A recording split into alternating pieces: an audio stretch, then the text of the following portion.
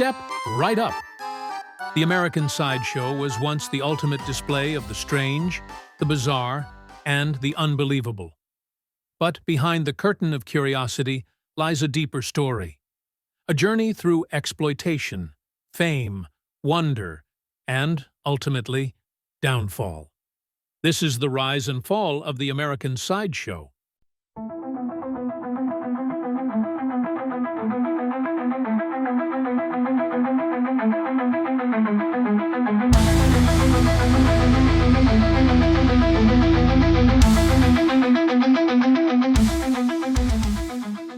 The roots of the American Sideshow stretch back to the early 19th century, when traveling medicine shows and circuses roamed the countryside.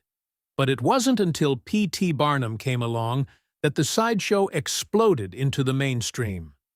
Barnum, the self-proclaimed Prince of Humbug, opened his American Museum in New York City in the 1840s, showcasing oddities like the Fiji mermaid, a monkey's torso sewn to a fishtail, and real human attractions like General Tom Thumb, a little person with stage charisma and international fame.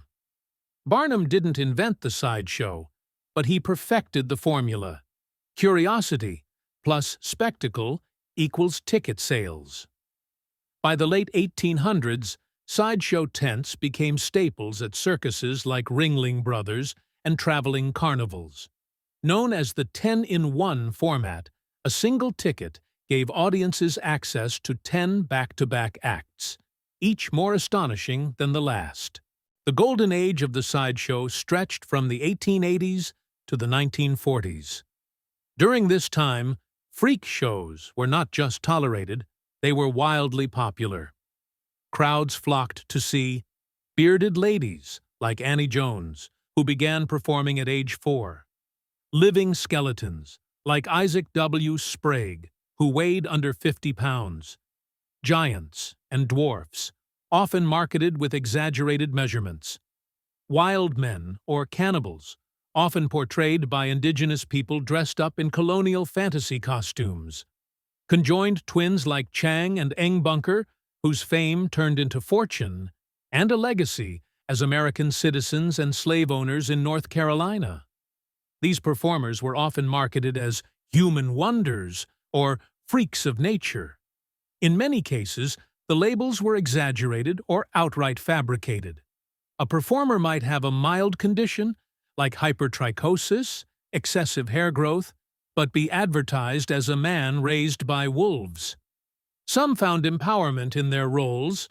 Jojo, the dog-faced boy, made a living traveling the world.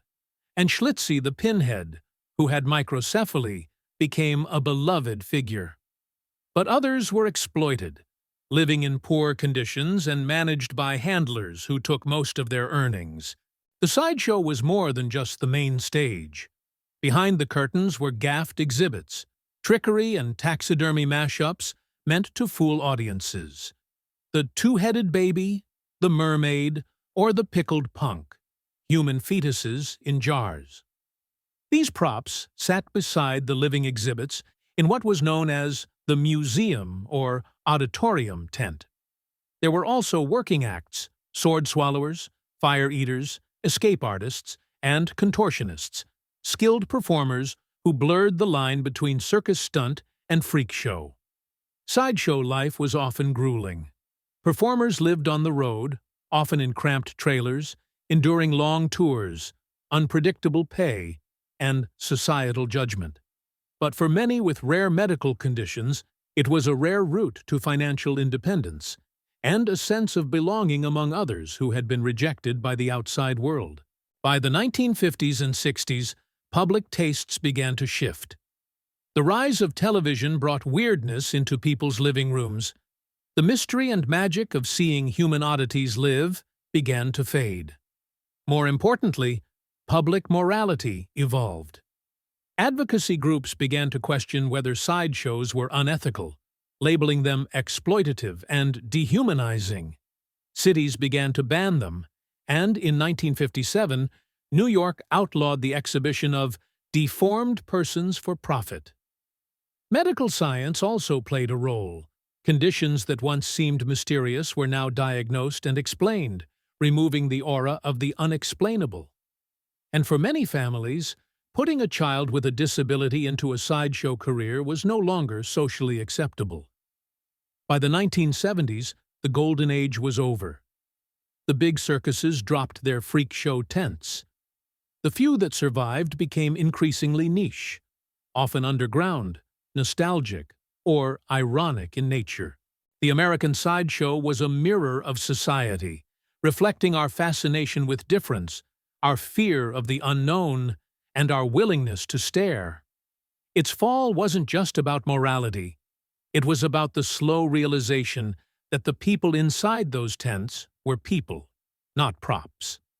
Today, the sideshow survives in the cracks. Part performance art, part rebellion, part history lesson. It reminds us that the line between entertainment and exploitation is thin, and often walked in size 22 clown shoes.